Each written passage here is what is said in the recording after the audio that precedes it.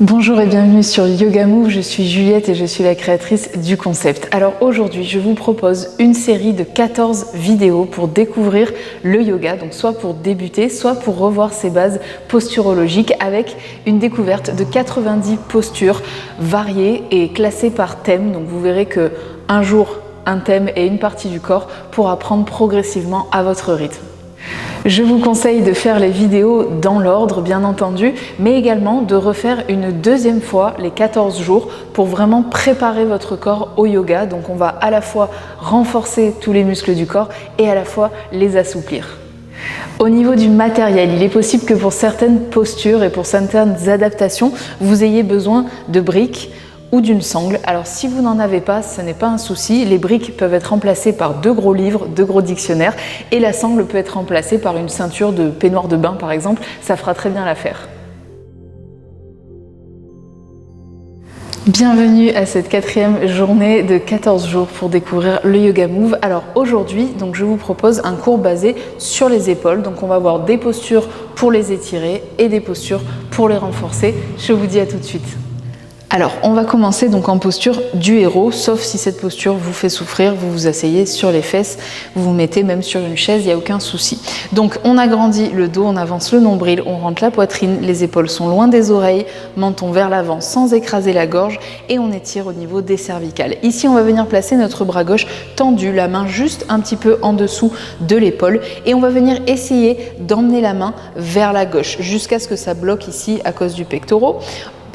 On vient placer du coup notre avant-bras en croix, donc placer les 2 avant-bras l'un contre l'autre ici. J'inspire, je vais venir presser les 2 avant-bras l'un contre l'autre. Donc mon bras gauche essaye de revenir et mon bras droit du coup le bloque musculairement.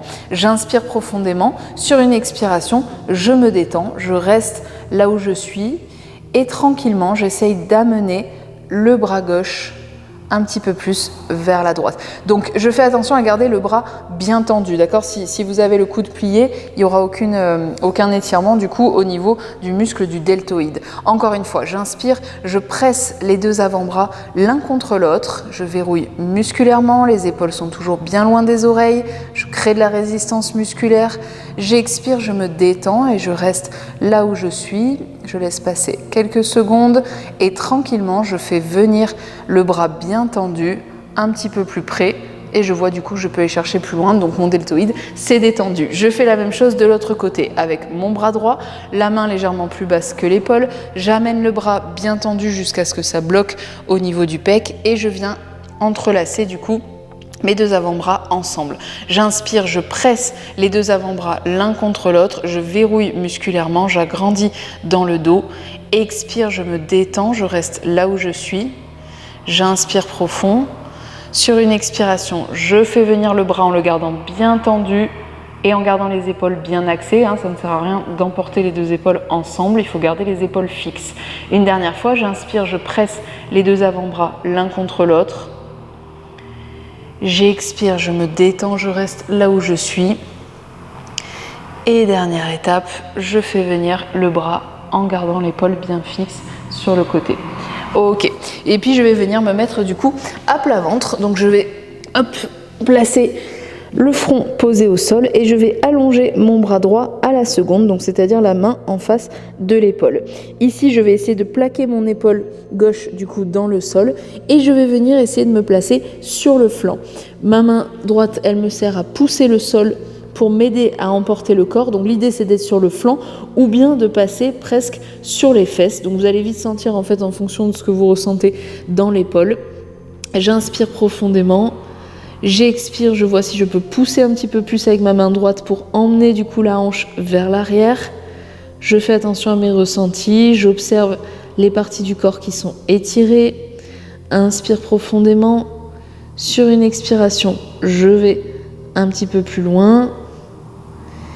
Et je relâche tranquillement pour faire la même chose de l'autre côté. Donc du coup, je garde la tempe posée au sol, je pose mon épaule droite dans le sol et je viens me placer sur la tranche de mon corps et j'y vais tranquillement. À chaque expiration, je vois si je peux ouvrir un petit peu plus le corps vers l'arrière, sentir bien l'étirement au niveau de l'épaule. Donc faites vraiment en fonction de vos ressentis. Respirez bien profondément. Allez chercher un petit peu plus loin à chaque expiration. Et tranquillement, je ramène dans mon axe et je vais venir me placer donc en enfant. Donc je viens, hop, je regarde mon cours, donc je viens placer mes fesses sur les talons et je viens poser le front au sol. Donc là, vous pouvez ouvrir, si votre ventre ou votre poitrine vous gêne, vous pouvez ouvrir un petit peu vos genoux vers l'extérieur et laisser passer du coup le ventre sur le sol. Donc ici, hop, je vais m'en sortir, vous pensez, avec mes cheveux. Je pose le front sur le sol, j'inspire profondément et je vais venir travailler une variante de l'enfant en venant placer les mains dans le bas du dos, entrelacer les doigts ensemble et placer les deux index l'un contre l'autre. Je vais tirer les mains loin des épaules et je vais monter progressivement les mains vers le plafond. J'inspire, je tire les mains loin des épaules, je garde les épaules loin des oreilles. Expire, je monte un petit peu plus haut. Je vais vite sentir l'étirement au niveau des bras et des épaules. Inspire, je tire les mains loin des épaules. Expire, je monte le tout un petit peu plus haut. Et une dernière fois, donc le reste du corps est vraiment détendu. J'inspire, j'essaye d'agrandir mes bras. Et expire, et je me détends pour aller chercher le plus haut possible. Et je peux venir ensuite relâcher les deux mains. Ici, je peux prendre 2 grandes respirations en enfant passif. Inspire, on gonfle le ventre.